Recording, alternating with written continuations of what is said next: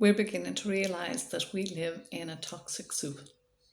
Toxins have been coming into the marketplace since 1945, or probably a lot earlier. And these toxins have, more and more toxins have been added as time went by. To date, I think up to 2020, over 350,000 toxic chemicals are in our environment. They're in the air, they're in the water, they're in the food, and they're in the people. And toxins play 95% of why people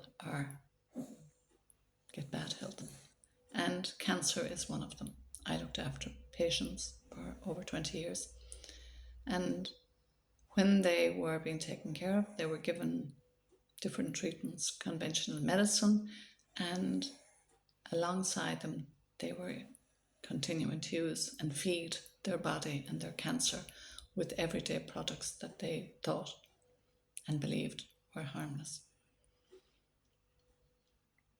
So I suppose it became my mission is to do what I can, if it's no matter how many people I try to talk to, if I can help a handful of people get better health. Because people can go to the doctor, they can go to therapists, but if they don't go into their own home and recognise where the problem is, it will just continue. And when we listen to the news will tell us about what's going on in Iran and Iraq and wherever else, all the tragedies that are there, and send fear into people. But they are not going to tell us that the advertisements that we're going to be looking at after the news are going to be promoting sickness to the unsuspecting customer. I'm going to talk today now a little bit, because we need to look after every area of our body. We need to look after the whole body. It's not about looking after our skin or our teeth or our digestive system alone. Our hormones, our circulatory system, we need to look after all of the body together. And we want to make sure that nothing that we put into our mouth or onto our skin is causing a problem somewhere else. I'm going to talk a bit about mouth hygiene, looking after our teeth. And a lot of people think that it's such an insignificant condition, looking after your teeth. They poo-poo it because they're so used to just going to the retail shops and just buying their products and coming home and not thinking about it, washing their teeth. And they're distracted because they're either going out for a meal or they're going to the football match or whatever. There's always some distraction keeping them away from taking the time to have a look and see what are they actually buying. When we look after our teeth, we have to realise that there is science behind it. We have proof of everything that we say. We can't just go out to the public and pluck something out of the sky and come out and pontificate. It has to be science-backed. And of course, we have to also have a license before we go out and talk about a product. So when we talk about looking after our teeth, I'm going to talk about toothpaste and mouthwash. The toothpaste that most people use and buy in the shops and supermarkets, and dentists can promote them as well, are toxic. And of course we know that fluoridation is a major problem. And the problem with the fluoridation with toothpaste is our teeth are not just enamel. There are actually pores in our teeth, little holes in our teeth. So they say when the fluoride goes on into the pores, that makes the tooth stronger. Well, yeah, it's like putting cement in, but then who wants to put cement into your teeth? But the unfortunate thing is that fluoride goes into the pores, into the blood vessels that feed the tooth, and back into the blood. And one of the major places that fluoride travels is it travels to the pineal gland in our brain. Now, the pineal gland is very susceptible to what's in the blood.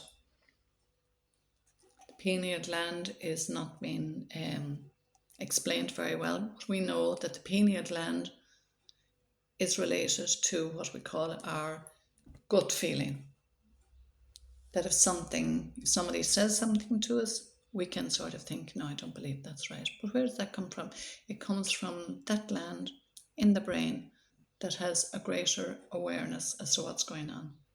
And it sends a message to the gut because there are brain cells in our gut, and our gut feeling says, I don't think you should do that. And if the pineal gland is calcified by people using toothpaste with fluoride, they might use the fluoride in the morning to wash their teeth, and in the evening some people use it more than once. And not only that, but it's used by pregnant women, and then when the child comes out, it's the next generation, and so on and so forth. It just gets worse. So the buildup of fluoride in the pineal gland stops that intuitive message from reaching the gut. So what do we do about it? Well, what we've done about it is we don't buy from the retail shops. I've been buying my health products for the home away from the supermarkets and shops and anybody that sells chemicals for the past 22 years. And the thing is that because fluoride, it's a soft calcium, and when we stop using it and we start looking after our teeth with something that is going to clean our teeth, prevent plaque from building up on our teeth, and because it can clean away the plaque, it'll clean away the plaque from our pineal gland, because our body is a magnificent machine, I suppose you could say, and it's continually working for us, not against us. So when we start using the clean toothpaste, the science proven toothpaste that's proven to clean our teeth, then the body will clean away the calcification from the pineal gland, and we will become more intuitive. That's what we learn when we learn holistic healing. So that's the toothpaste.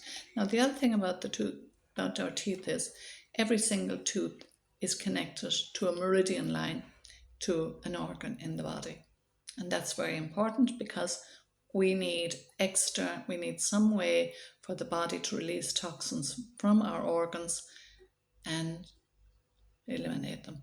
Now there's many ways of doing that. We can do that under our arm, we can do that when we go to the toilet, we can do that ears, nose, cold, their body has wonderful backup and ways of eliminating toxins. So that is a wonderful, wonderful way.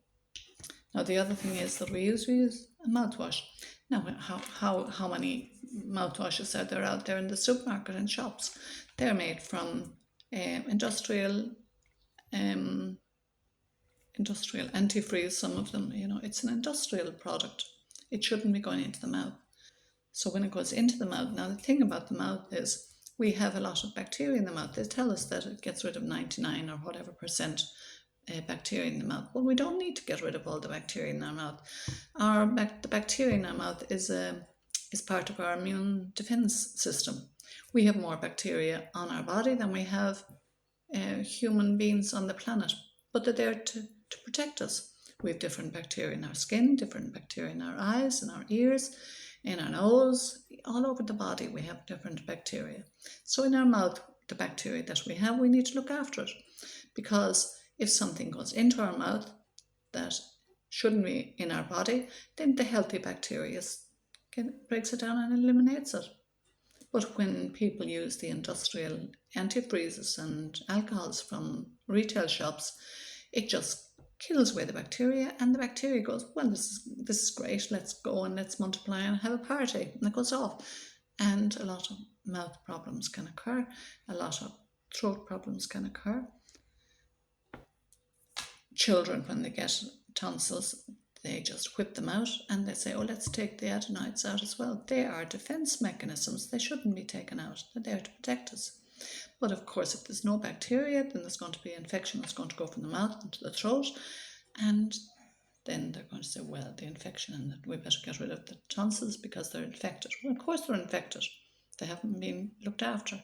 So it's very important that we use a mouthwash, because we don't want to build up of anything anything of bacterial nature in our mouths, but we need to use one that protects us. This is called, it's a wonderful, it's called Terminator. I think the name is absolutely fabulous.